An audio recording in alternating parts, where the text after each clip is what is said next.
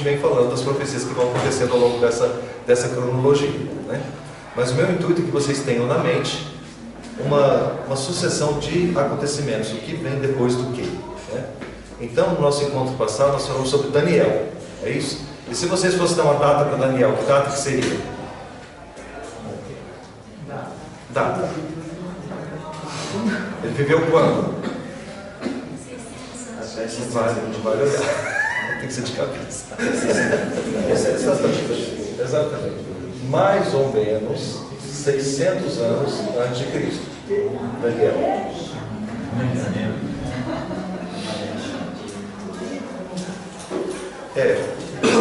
Se ele foi na última remessa de judeus que foram para a Babilônia, né? Ele estaria com uns 20 anos no ano 600 a.C. Então, ele deve ter morrido com uns 90 anos, 80 anos. Então, mais ou menos 520 a.C. Mais ou menos, de 600 a 520 a.C. Para vocês terem uma noção do tempo que a história de Daniel aconteceu. Aconteceu faltando 520 anos para Jesus nascer ainda, né? Ótimo. No livro de Daniel, nós falamos sobre 3 encontros. Lógico que a gente poderia falar durante vários anos sobre o livro de Daniel. O livro de Daniel é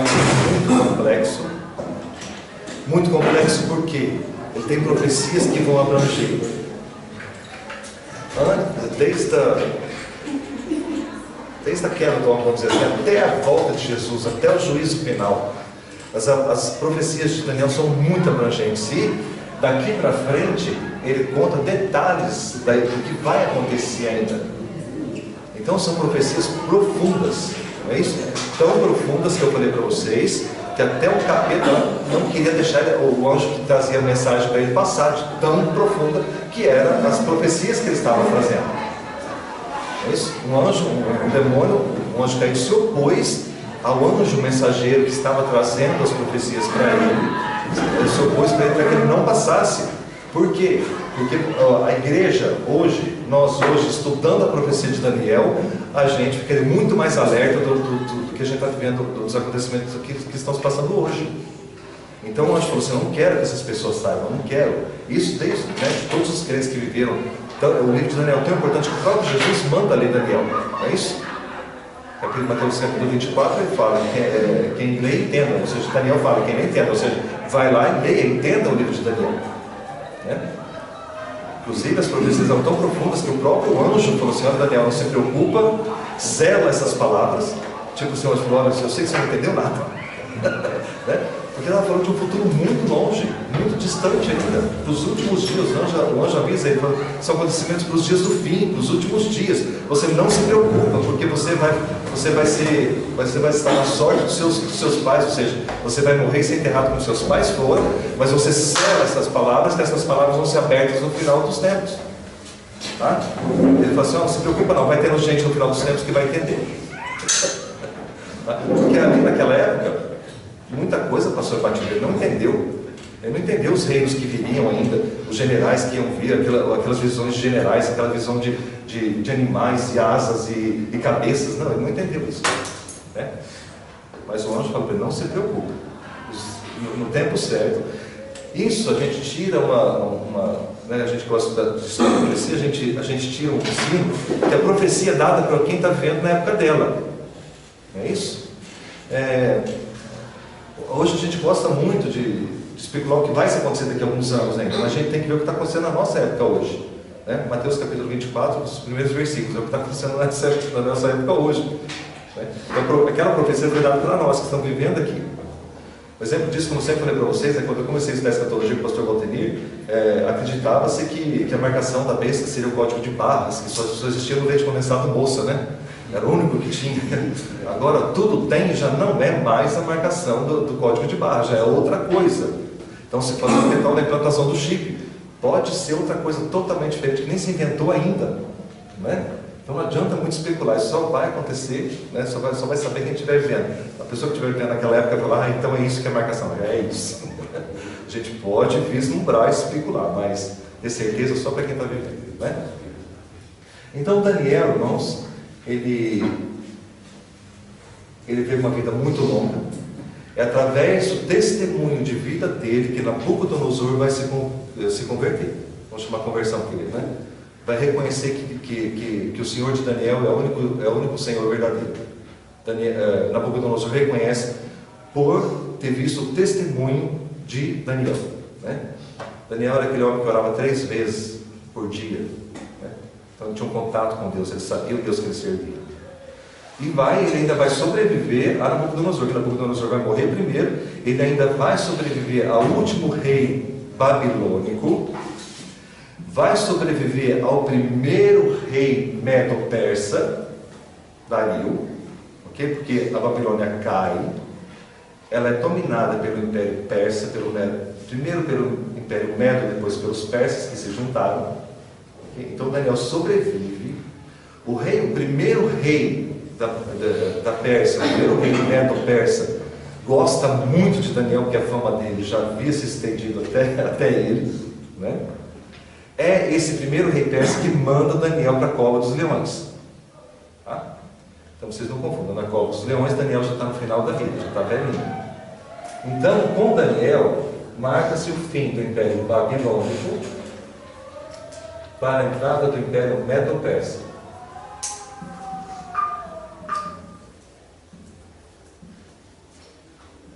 O rei Dario, que era Medo, e o rei Ciro, que era persa, os dois se juntam, formando o Império Medo-Persa. Tá? Mais para frente, esse império vai crescer e vai ser conhecido só como Pérsia. Mas a raiz dele é dos dois. E é interessante que seja dos dois, porque a visão que Daniel tem é de um urso, não é isso? Que se levanta de um lado primeiro. Lembra disso? Primeiro se levantou com os medos, depois ele fica de pé com os persas. Tá? O Império Medo-Persa vai até o ano 331 a.C. Ok? Então veja a duração aí. De 520. Deixa eu pegar, está certinho. Acho que é 520 vezes. 535. Vou dar a data certa para vocês. Então vai de 535 até 331 a.C. 200 anos aí. 200 anos de dominação persa. E os persas, eles eram fantásticos, né? Não tanto quanto a Babilônia. Não tão sofisticados, não tão ricos quanto a Babilônia. Porque a Babilônia era insuperável. De Daniel para frente, a Babilônia vai ser insuperável. Tanto que ela é o leão e ela é a cabeça de ouro da estátua. Então não existe império tão poderoso quanto o Babilônia. Tá? E Nabucodonosor dizendo que o império dele era tão grande, tão grande, tão grande. Desculpa, imagina. Que o sol nunca se punha no império babilônico. Nabucodonosor vai falar que o império nunca se punha sobre o império dele, ou seja, quando o sol se punha aqui, já estava nascendo do outro lado. Tá? O império era grande mesmo. A Pérsia vem com homens poderosíssimos também, com reis extremamente rígidos, com reis extremamente poderosos também. Não é isso? E vemos a sucessão, a dinastia persa. Essa dinastia vai durar 200 anos, e durante essa dinastia vai acontecer a história de Esther. Tá? É na dinastia persa que acontece a história de Esther. Se você quiser localizar Esther, Esther está 478 anos antes de Cristo. Tá? Está bem no meio, quase no meio aí um pouco mais no meio da dominação persa. O que acontece? Lembra que Jeremias, antes de Daniel, né, quando Jeremias estava terminando a profecia dele, Daniel estava começando. Lembra daquele papel que eu dei para vocês, lá que tem os profetas? Né? Quando Jeremias está terminando a profecia dele, e Jeremias havia sido aquele profeta maravilhoso, profeta que havia dito que o cativeiro da Babilônia demoraria 70 anos, Daniel começa. Então Jeremias havia predito que 70 anos o povo ficaria preso na Babilônia. E isso aconteceu mesmo. Nabucodonosor desce até Israel, até Jerusalém, pega todo o povo judeu e leva para a Babilônia como escravo. Okay? Isso no ano 586, 600 a.C. Leva todo esse povo para a Babilônia. Os 70 anos se passam como Deus havia predito.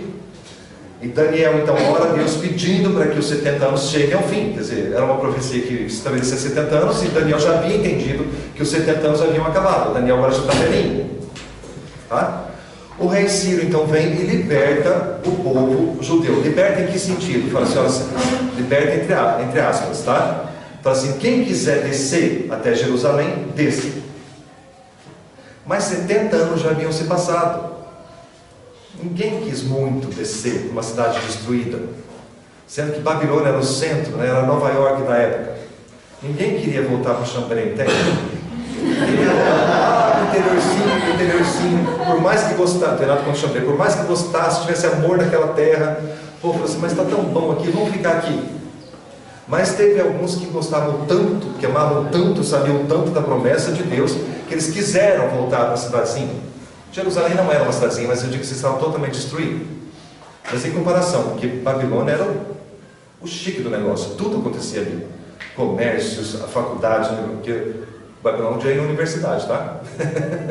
Os bichos eram muito inteligentes, muito. Então, ali toda a vida fluía ali. Ok? O que uma pessoa podia esperar de modernidade estava em Babilônia. Então, ao longo de 70 anos, o povo se aculturou com Babilônia e não quis voltar. Quem quisesse podia, mas muito pouca gente quis. Então o que nós tínhamos? Então nós tínhamos uma massa de judeus vivendo nas terras babilônicas, porque eles cresceram. 70 anos esse povo cresceu, né? E não quiseram voltar mais, então eles ficaram vivendo ali. Só que a ligação que o judeu tem com Jerusalém é uma coisa inexplicável, né? O coração deles fica lá o tempo inteiro. Então, ao longo, desde quando o rei Ciro mandou que o pessoal saísse, Deus incomodou algumas pessoas para que essas pessoas levassem gente para Jerusalém. Ele levanta Zorobabel, Esdras e Neemias, e esses 3 homens, em tempos diferentes, vão levar uma caravana para Jerusalém. Zorobabel era um homem extremamente temente ao Senhor, e ele falou assim, vamos gente, descer para Jerusalém para a gente começar a consertar alguma coisa. Ok? E eles vão lá para consertar os muros, vão lá para começar a restaurar alguma coisa em Jerusalém. Esdras a mesma coisa. Esdras leva bastante gente para lá.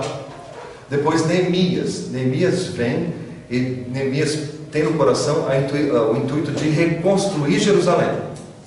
Ok? Os muros. Reconstruir Jerusalém também. Que é o último decreto deles, que é aquele decreto que o anjo falou. Lembra das 70 semanas de Daniel? Ele vai para reconstruir, mas no último decreto ele vai para construir Jerusalém também. Que o anjo fala para ele, olha, a partir desse dia, começa a contar o tempo que eu tenho para Jerusalém, né? Isso aqui, vocês que estão chegando no vídeo, a gente falou sobre as 70 semanas de Daniel, e nesse decreto começa a contar as 70 semanas proféticas, tá? Que foi no dia 14 de Nissan de 445 a.C. Ótimo. Passado esses 3 personagens, que a gente não vai se ater muito a eles, mas a história deles é riquíssima, principalmente de Neemias, leiam lá. Neemias era um homem que tinha um homem com uma missão, né, pastor? Ninguém tirava o foco dele, eu vou fazer o que eu tenho que fazer, né? Doer a quem doer. Um grande líder. E vocês não pensem que foi fácil. Lembra que o anjo falou assim, olha Daniel, no dia que eles saírem daqui, né, vai se passar umas 7 semanas, depois 62 semanas, 17 semanas, serão 49 anos de muita angústia. O anjo avisa Daniel que quando esse povo saísse, seriam 7 semanas, 49 anos de muita angústia. O anjo avisa ele. E com Neemias começou essa angústia, porque Neemias foi com quem a data foi estabelecida, e o anjo falou, agora começa 7 anos de muita angústia. E Neemias vai construir Jerusalém, irmãos. A Bíblia fala que eles construíram uma pá de pedreiro na mão e a espada na outra. Você sabe o que é isso? Como você vai se concentrar no serviço, né? Aqui, trabalhando aqui com a espada, aqui, se o inimigo vier te atacar pelas costas? Como funciona isso? Porque era uma cidade desprotegida, uma cidade no meio de um povo pagão, uma cidade onde ninguém queria ver reconstruída, porque sabia que ali seria construída uma cidade para Deus, e ninguém queria um Deus estranho ali, Deus estranho para eles, né? Então era uma questão política muito grande, ninguém queria que o judeu voltasse para lá, ou seja, deixa do jeito que está mesmo. Para que trazer judeu aqui para cá de volta? Deixa eles na Babilônia, né? Mas a terra do judeu é ali, a promessa é ali, né? E é ali que Deus vai realizar todas as promessas que tem o povo judeu, né? E nessa época não era diferente. Deus falou, vai lá, e Neemias foi e começou a construir ali. 49 anos durou essa angústia, 49 anos, do jeito que o anjo falou que seria. 49 anos demorou essa reconstrução. Depois houve uma certa tranquilidade para o povo judeu, tá? Uma certa tranquilidade para viver ali em Jerusalém, uma certa tranquilidade. Esse povo ainda continuava, os que não desceram continuavam, e era uma multidão agora que mais não se passaram. O povo continuava misturado com a Babilônia ainda, ok? Misturado nas terras da Babilônia, que agora era a Pérsia, domínio Pérsia agora. Mas o povo era o mesmo, só trocou de dono, né? Os escravos, vamos chamar de escravos, eram o mesmo. Então, no meio do povo persa, existiam vários outros povos vivendo ali como escravos. E no meio desses povos, os judeus. Tinha 100 e poucas províncias, né? Exatamente. Eram muitos. Tinha 3 debaixo dele que cuidavam de 100 e poucas províncias. Só eu, né? Daí então, irmãos, o tempo vai passando, agora a gente não está na época de Neemias mais, mas aquilo que o pastor falou, você vê quantas cidades e quantos estrangeiros tinham ali. Tá? O tempo passa, um rei vai sucedendo o outro. Né? Aí chega um determinado momento, que está no trono tal de Assuero. Segundo alguns estudiosos, Assuero não seria nome, seria título, por isso é muito difícil de achar quem que era este homem mesmo, para adaptar ele mesmo, falar, é esse. Tá?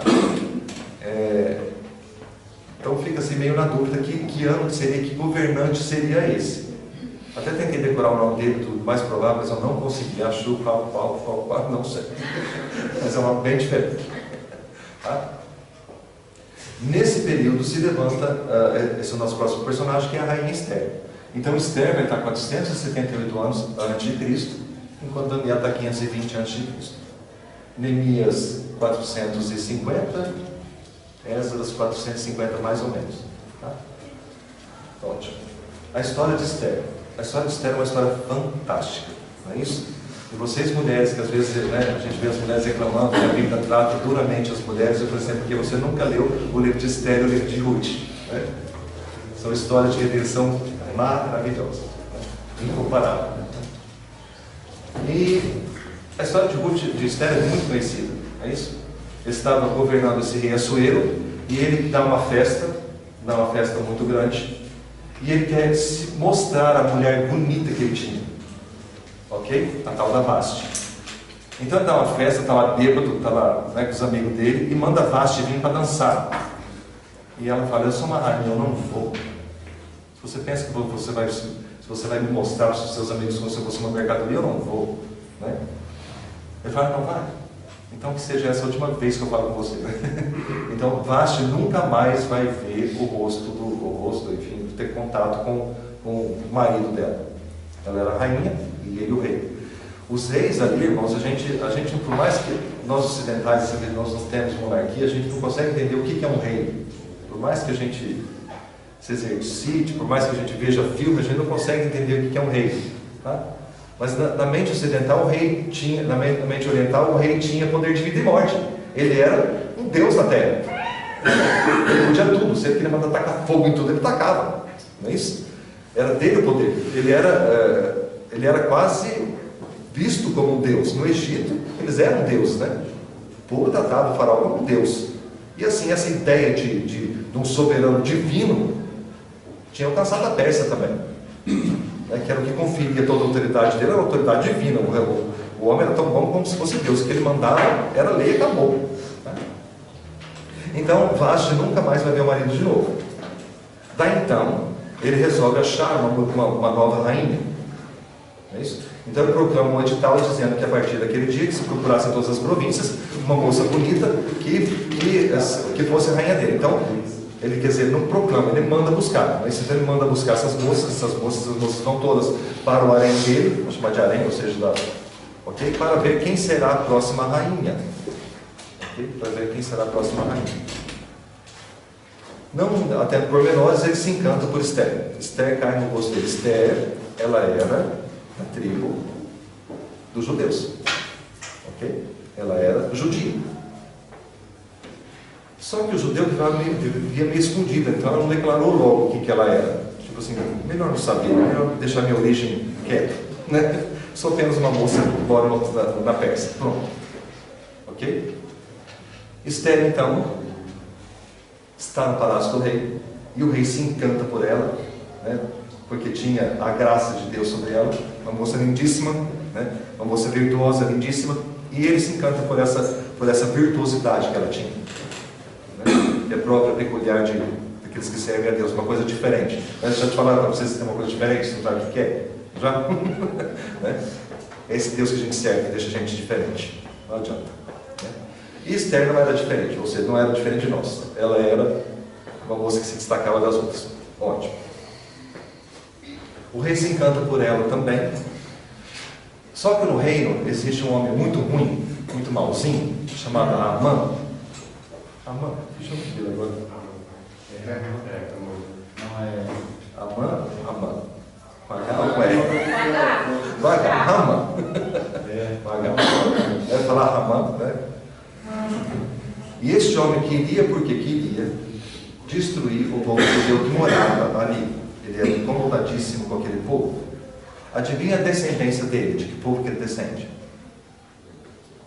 Quem chuta? Chuta mais. Exatamente.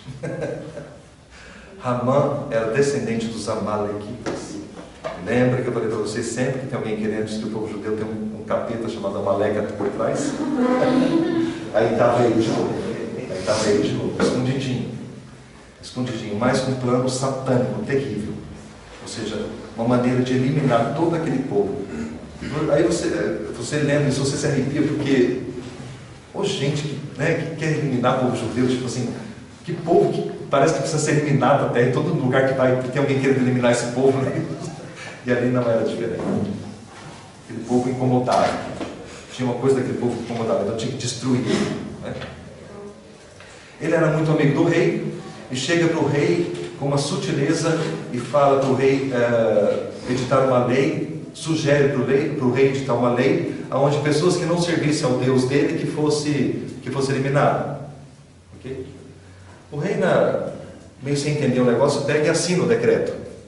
Ele assina o decreto, sem pensar nas consequências. Okay? Achou que fosse exterminar só um certo tipo de gente lá que fazia alguma coisa errada. Ele vai eliminar um grupo muito grande, porque os judeus não seguem ao Deus persa. Só que o negócio já está assinado, não é isso? O decreto já foi dado. O tio de Esther, primo, você confunde meu parentesco, um homem chamado Mardoqueu chega para Esther, que estava presa no castelo, e fala para ela o que estava acontecendo, que havia sido editada uma lei onde os judeus seriam exterminados. E que a única ponte de ligação entre quem podia fazer alguma coisa e o povo judeu era Esther. Ok? Veja como que Deus trabalha. Deus vai fazer a coisa. O tio dela chega para ela e fala uma das frases mais, um dos versículos mais, que a gente tem que se pensar muito no que foi dito ali. Ele chega para ela e fala assim: querida, a única pessoa que pode fazer alguma coisa pelo povo judeu é você. Ok? Está nas suas mãos poder fazer. E ela, nesse momento, ela já passou pela cabeça dela o que ela teria que fazer. Ela teria que entrar na presença do rei e pedir esse favor para ele. Ok? Isso para ela representava a morte. Porque ela não podia chegar no rei sem ser chamada. Okay? Dependia disso. Se ela chegasse perante o rei sem ser chamada, era decretada a morte para ela. E daí? Daí o primo fala: você vai fazer? Ele fala assim, querido, se você não fizer, não tem problema. Porque livramento, de alguma maneira, Deus vai mandar para o povo dele. Mas quem sabe não está na tua mão poder fazê-lo, hein? Entendeu? Então, irmão, se você não cantar na igreja, não tem problema. Outra pessoa canta. Irmão, se você não trabalhar na igreja, não tem problema. Outra pessoa trabalha. Se você não ajudar o teu irmão, outra pessoa ajuda. Mas quem sabe Deus não quer que você faça. Ou seja, Deus está te dando a chance de ganhar ponto. Você acha que Deus fica sem louvor? Não fica. Então, né, o pessoal que toca, não vou tocar hoje, né? Não tem problema. É isso. Irmãos, eu já cheguei na igreja alemã, o menino tocando violão e eu cantando, eu falei, não tem problema. Você imagina, eu cantando. Mas sem louvor, Deus não fica. Eu falei, Jesus. Também que não está gravado, não recebe outra conotação. Então, irmãos, isso me fez pensar muito. Se a gente não fizer, outra pessoa vem e faz. Mas quem sabe Deus não pôs a gente para fazer, não é verdade? Então, irmão, quando cai alguma coisa da tua mão para você fazer, faz. Faz de bom grado. Porque se você não fizer, outro vai fazer. Mas se isso cai na tua mão para você fazer, tá?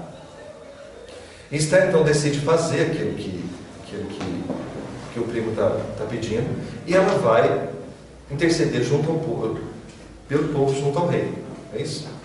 Não vou me deter por menores de novo, mas ela consegue uma audiência com o rei, e nessa audiência o rei fala para ela que ele não vai poder mudar a lei, porque a lei já está dada. Ele não vai poder anular a lei, porque a lei já está dada. Ele falou, a palavra dele não volta atrás. Mas ele pode mudar, ele pode fazer uma outra lei para ajudar o povo. Então o que ele faz? Ele fala assim, que se alguém for tentar matar esses povos que praticam outra religião, no caso judeus, eles podem se defender que não vão ser culpados de guerra, não vão ser culpados de crime de guerra, nem de... Ok? Então o rei conserta dessa maneira.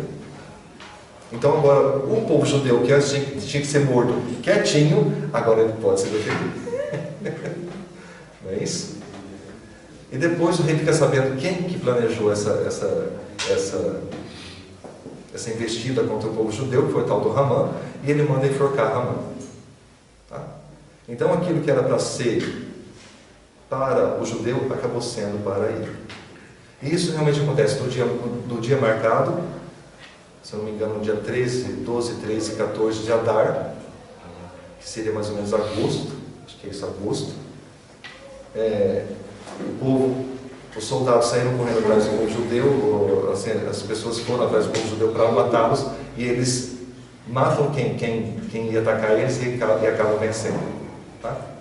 Esse dia é conhecido como o dia de Purim, a festa do Purim.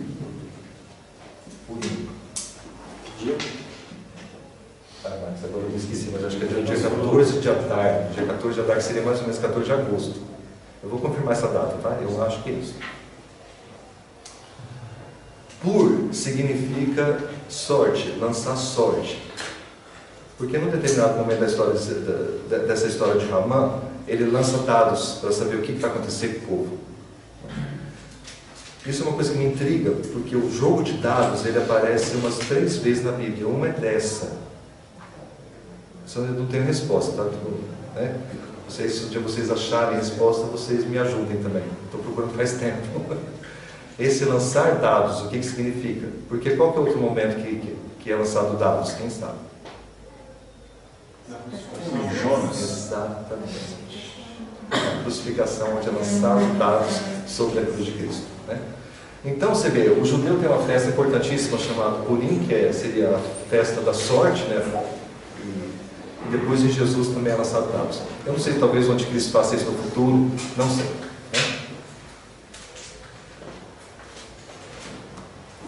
Né? Purim é uma festa comemorada pelo judeu todo ano, uma festa extremamente importante para o judeu, tá? Que é o livramento do povo. Se vocês quiserem saber mais sobre a história de Esther, além da Bíblia, se vocês quiserem saber mais detalhes, vocês leiam o livro de Flávio Josefo, a história dos judeus. Flávio Josefo, a história dos judeus. Ele conta com detalhes o momento em que Esther entra para conversar com ele. E é lindíssimo. Já é lindo na Bíblia. Imagine ele contar com detalhes. Porque Flávio Josefo, ele era um judeu viveu um pouco depois de Cristo, e ele fez uma pesquisa tremenda sobre a história dos judeus. Ele conta com detalhes, coisas que não são detalhes que vão mudar a história bíblica, não é isso, mas vão enriquecer. Tá? Ele conta, por exemplo, ele fala até as cores das bandeiras que estavam decoradas no pátio quando Esther entra, né? É muito lindo, né? E que Esther, então, ela vai entrar na presença do rei. Okay? Vou voltar nesse episódio. Ela vai entrar na presença do rei. Ela está com o coração dela saindo pela boca, né? Flávio José conta que a hora que ela pisa no palácio, ela dá uma tum. Uma delas segura ela pelo braço e fala: calma, calma que agora é a hora. Daí então ela vai em direção ao rei. Ela vai em direção ao rei, certa, né, uma grande porcentagem que ela seria morta. O rei se levanta e vai ao encontro dela, ok? E toca ela com o cetro. Tocando ela com o cetro, a lei é abolida, ou seja, daqui para frente eu tomo conta, né? Daí, quando ele toca ela com o cetro, ele já sabe que a barra aliviou um pouco. Isso é um símbolo, ou seja, esse rei levantando para encontrar com a mulher que ele ama. É isso? É o grande amor da vida dele, Esther, né? Ele se apaixonou por ela. Ele jamais ia mandar matar ela, né? Tanto que ela fala: quando eu achei que o senhor fosse me matar, ele disse assim: querida, essa lei vai para todo mundo, menos para você, porque você é minha rainha. Né? Isso é lindo, irmão, para mim é emocionante, porque é a história de Cristo com a igreja. Ok? O rei que se levantou do trono é Jesus Cristo, para encontrar com a noiva dele que entra no dia do levantamento da igreja. Pensa, o rei não se levanta, o rei não se levanta para ninguém. Imagina, né? Agora ele se levanta para essa mulher linda que entra, né? E ainda confere a ela a segurança, tocando ela com o cetro. Isso é uma figura do arrebatamento da igreja. Essa mulher linda entrando, aquele Esther estava lindíssima, né? A Bíblia fala que ela se preparou, essa Bíblia fala de quanto que ela se preparou, quanto ela estava linda, né? Para encontrar com o rei. E esse rei se levanta para encontrar com ela. É uma figura linda do arrebatamento da igreja, o momento que a igreja entra e Jesus se levanta para encontrar com a igreja, né? A gente não tem muita noção do que Jesus também espera a noiva dele. Que a gente só tem a noção que é nós que esperamos, não é isso? Nós que estamos ansiosos, nós que queremos, não é isso? Vocês querem, não é? Eu quero. Eu quero muito. A gente tem sempre a noção que a ansiedade é só da nossa parte, mas é da dele também. Ele também quer. Ele também quer, muito inclusive. É isso? Ele quer viver com as criaturas, com os filhos, ou enfim, com aqueles que ele comprou com o sangue dele. Né? Tanto que em Isaías 53, quando fala de todo o sofrimento dele, de toda a angústia, enfim, tudo aquilo que ele passou nos momentos que vai desde o palácio até a cruz, até o Calvário, ele fala que ele olha para o penoso trabalho dele e se alegra. O que significa isso? O que significa isso? Valeu a pena. No momento da crucificação, aquele homem ele sendo cuspido, xingado por todos. O único que estava ali desesperado era a mãe, o melhor amigo e Maria Madalena, porque o resto estava tudo contra ele. Os 11 que podiam, né, fazer alguma coisa, né? 10. O João estava lá. E Judas já havia morrido. Você vê, não tinha ninguém, não tinha nada, além da expectativa mais terrível ainda que era da cruz, não existia nada para ele esperar. Mas a Bíblia fala que ele olha para o penoso trabalho dele e se alegra. Como? É isso? O que ele olhava? O que ele olhava senão para mim, para vocês? Para nós, para aqueles que ele comprou com o sangue dele. Ok? Então, irmãos, é algo muito, muito, muito sério. Servir a Jesus Cristo é algo muito sério. Saber o sacrifício da cruz do Calvário é algo muito sério, né? A partir do momento que você aceitou, faça um negócio bem feito. Seja um crente ponta firme, tá? Seja um crente baseado na palavra do Senhor. Vai ter escorregada? Vai. Mas crente, quando escorrega, levanta, sacode a poeira e dá a volta por cima. Pede perdão e continua. É isso? Nós somos de carne, nós não somos de ferro, é isso? Mas a gente não pode perder o foco. Um minuto. 100% do tempo, 100% de produção. Né? 100% de produção não significa que não tem os deslizes, tem, mas nunca perdeu o foco, saber a quem você pertence. Não é? Porque a cruz do Calvário pode ser mentira. Ok? Pode ser. O mundo pensa isso. O mundo que nos converteu acha que isso é uma loucura. O próprio Evangelho fala que é loucura. O próprio Evangelho fala que é loucura, acreditar na cruz. Você explicar para grego filósofo que basta apenas você né, que foi o que Paulo fez, explicar que só você aceitar o sacrifício de Cristo na cruz, você alcança a vida eterna. Eles que filosofavam para tudo, até para a grama que cresce, para eles era loucura. Para nós, esse mundo que gosta de balada, festa, droga e coisa errada, a cruz também é loucura, continua sendo loucura da mesma maneira. Ok? Irmãos, mas sendo Cristo verdade, é o que Ele é, veja o que esse homem sofreu, o que o pai dele sofreu. Você acha que ele vai deixar barato? Não vai. Ou seja, estou pondo medo, né? Mas do pai da gente, do próprio pai da gente, você tem medo também, né? Não é isso? E de servir a Deus, a gente tem que ter temor e tremor. Não é isso? Porque o que Ele fez, o que Ele pagou pela gente é algo muito, muito, muito caro. Ok? Então vamos fazer certinho. Vamos ser crente de ponta firme. Não vamos procurar não escorregar em nada. A própria Bíblia pede para a gente ser perfeito. A gente tem que tentar. A gente tem que tentar. E tem muitas coisinhas pequenininhas que a gente pode eliminar. Pequenas mentiras, pequenas iras, pequenas caras feias, pequenas coisinhas. Né? Porque o povo de Deus não tem grandes coisas. Digo assim, grandes pecados, né? Assassinatos, enfim. Mas essas pequenas coisinhas também atrapalham. Também atrapalham. E eu vejo um crente que vai atrapalhando essas pequenas coisinhas, né? As pequenas mentiras, as pequenas invejas, as pequenas iras, não é isso? Vamos eliminar isso também. Porque quando Jesus Cristo vier, Ele já está muito próximo de vir. A gente tem que estar com o nosso vestidinho bem limpinho. Né, mano? Tá? Então, irmãos, vocês leiam a história de Flávio José. Aliás, se vocês puderem ler o livro todo, ler. Ai, que beleza! O livrinho é esse, tá? Vocês não precisam ler todos. Olha quem diz.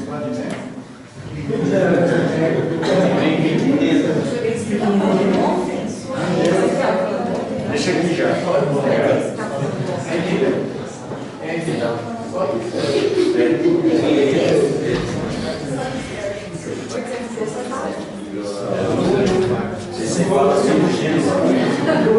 Desde Abraão até ano 90 e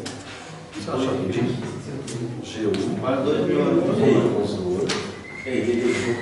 Dá uma pra gente. Na verdade, pessoal, esse livro, só para vocês entenderem, Flávio José foi considerado um dos maiores historiadores judeus. Por quê? Porque ele pegou todo o conhecimento que na época da antiguidade era falado de maneira oral, de pais para filhos, principalmente entre aqueles que eram ligados à lei, à Torá, né, que são os primeiros livros da Bíblia.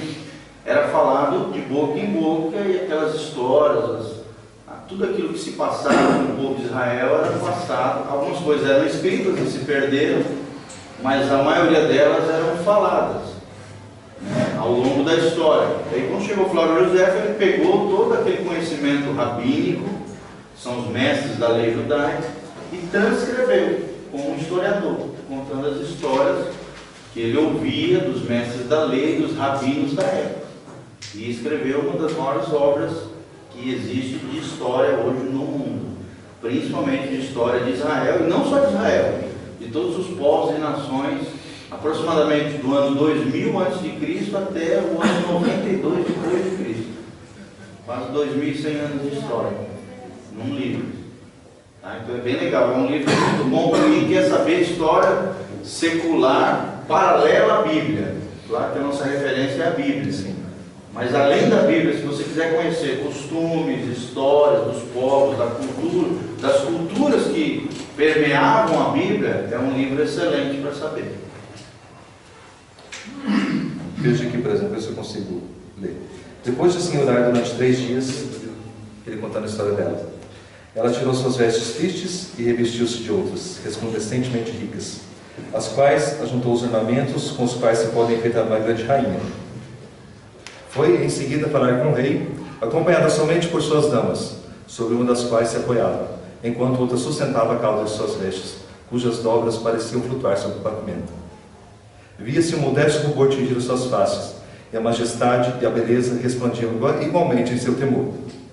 Quando ela viu o soberano sentado no trono resplandecente de joias e pedras a contemplá-la, quem sabe de maneira pouco favorável, ficou tomada de tanto medo que as forças quase lhe faltavam e teve que se apoiar na mulher que vinha ao seu lado.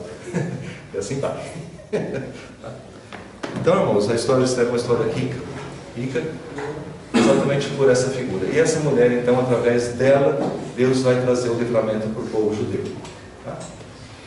Olha, a história de Esther passa, mais alguns anos se passam, e no ano 331, o rei Dario III,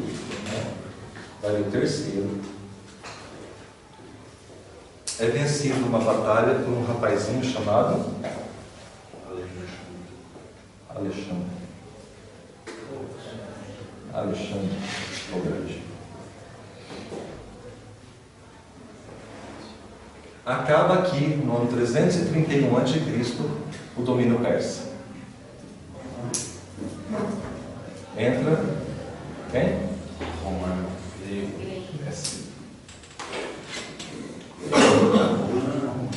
É uma sucessão aí.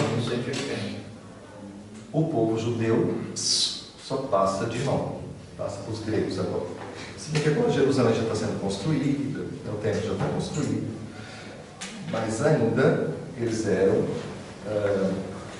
estavam subordinados ao governo persa, agora são subordinados ao governo grego.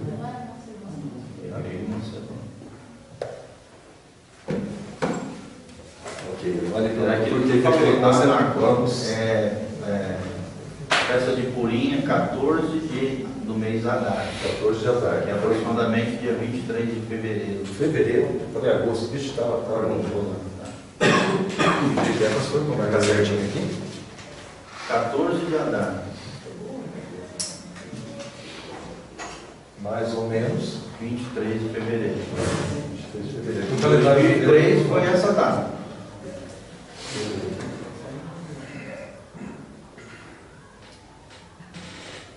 O calendário judeu é flutuante, né, irmãos? Ele não bate pé. Mas é mais ou menos. A festa é comemorada, né, que a festa é em agosto e em setembro. Então não estava tão A comemoração é esse mês de Adar, só que o calendário judaico não tem o mês de julho, porque foi por causa do rei Júlio que entrou esse mês. Então, a festa é comemorada em setembro. Ótimo. Festa do Marco? Não, tabernáculo é em outubro. né? Agosto e setembro, assim, comemorado. Um fato interessante, assim, um fato histórico bem interessante, que quando terminou a Segunda Guerra Mundial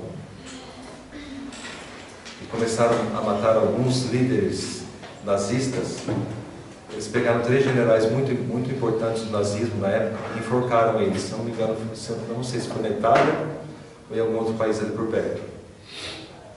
Foi exatamente no dia que a mãe e os 3 filhos dele foram enforcados. Bateu exatamente no mesmo dia. Quando um foi enforcado, ele gritou: Festa de Purim de 1940. O próprio assassino nazista viu que a coincidência do calendário. Deus é perfeito. Do mesmo jeito que o povo judeu teve livramento, também conseguiu se livrar da Segunda Guerra Mundial, que está vivo até hoje, né? Ótimo. A dinastia então, persa termina quando Alexandre o Grande, que era filho de Filipe II da Macedônia, primeiro pai dele, Filipe II, da Macedônia. A Macedônia era um território meio ao norte da Grécia. Okay? O pai dele, Filipe II, desce e conquista a Grécia, formando o grande império greco-macedônio. Tá? Alexandre vê aquilo, vê as conquistas do pai, e ele fala assim: quer saber, você é tão conquistador quanto meu pai. E ele sai conquistando. Então a Grécia está no meio no sul do sudeste da Europa. Ele desce rumo ao Oriente Médio, conquistando tudo para o pai dele, ampliando os domínios do Império Grego ou Grego-Macedônio, como queira. Tá? Vai descendo, desce até Jerusalém, conquista tudo, desce até Babilônia, conquista tudo, porque Babilônia, a cidade de Babilônia ainda existia, tá? Pega o governo persa, domina o governo persa, ele desce até a Índia, para vocês terem uma ideia, que é o sul da Ásia, conquistando tudo. Alexandre é impressionantemente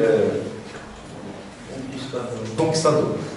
Ele é uma pessoa que a Bíblia já havia profetizado sobre ele, então não é dizer que é uma pessoa levantada por Deus para fazer o que ele fez, porque ele começa com 20 anos,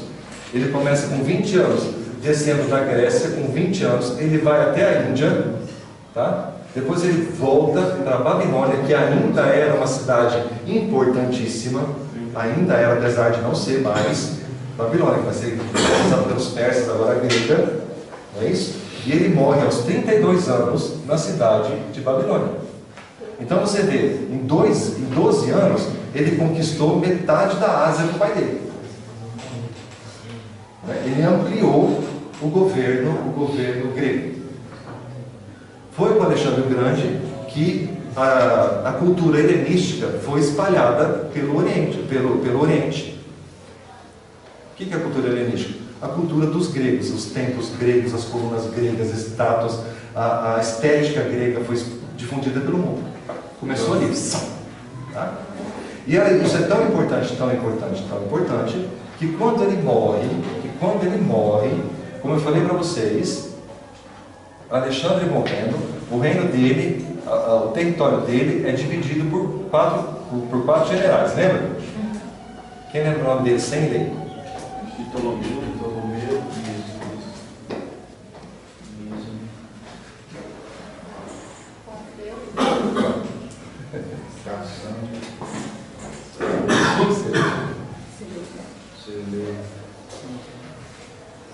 O reino dele é dividido por esses 4 homens. Tá? O reino de Alexandre, depois da morte dele,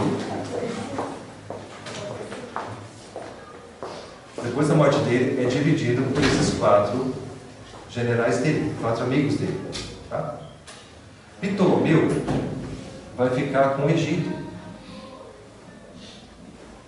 A dinastia egípcia dos grandes faraós é terminada pela dominação grega. Quando Alexandre desce lá, o que existia de faraó acaba. Lógico que não as construções, né, mas a dinastia faraônica acaba.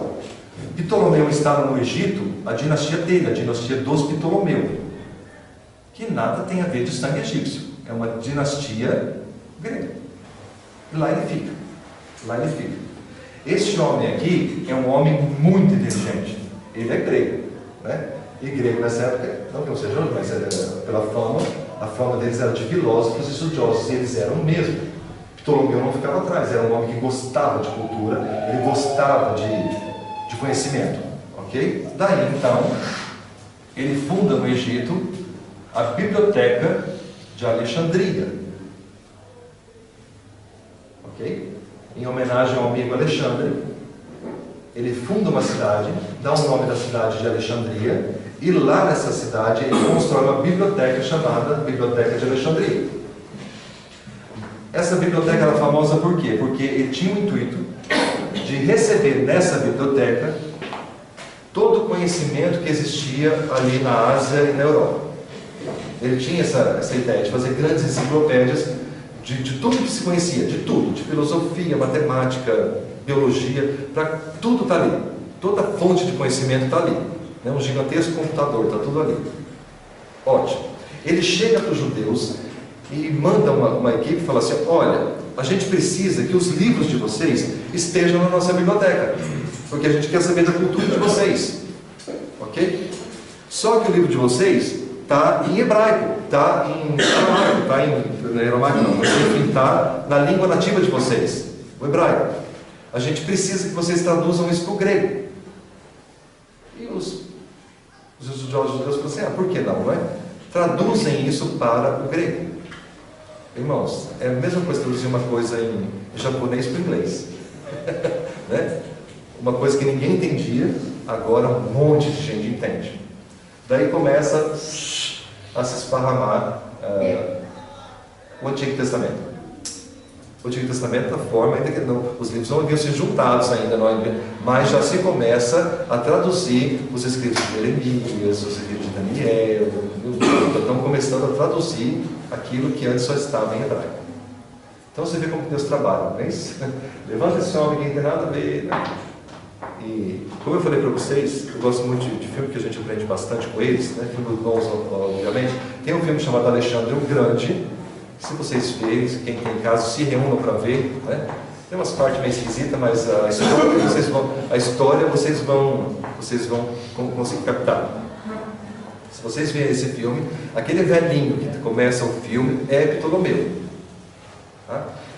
E ele é interessante ainda porque é da dinastia dele que vai sair uma rainha chamada Cleópatra. A Cleópatra, ela é descendente de Ptolomeu. Ela é grega, ela não é egípcia. Não é? Eu não me lembro, eu não me recordo agora onde ela nasceu, mas o reinado dela era no Egito. Ela com o faraó de Moisés não tem nada a ver, nada a ver, tio. A dinastia desses faraós de Moisés, que foi uma dinastia longa, 3.000 e tantos anos de dinastia egípcia, havia sido cortada com a dominação grega, que agora começa a dinastia dos Ptolomeus. Então é sangue grego vindo em terra egípcia. E Cleópatra tinha o sangue grego. Tá? Só que ela amava o Egito. Ela amava o Egito. E Cleópatra vai viver mais ou menos 50 anos antes de Cristo. Então você vê, né? A dominação grega começou no 331 e Cleópatra, 331 a.C., e Cleópatra está 50 anos antes de Cristo. Então nesse meio tempo Alexandre morre, Ptolomeu instala a dinastia dele, e vai tendo sucessores, até um deles nascer Cleópatra. Tá? Aí Cleópatra, agora começa uma outra história, começa a dominação romana. Então o Império grego vai do ano 331 até mais ou menos 63 a.C.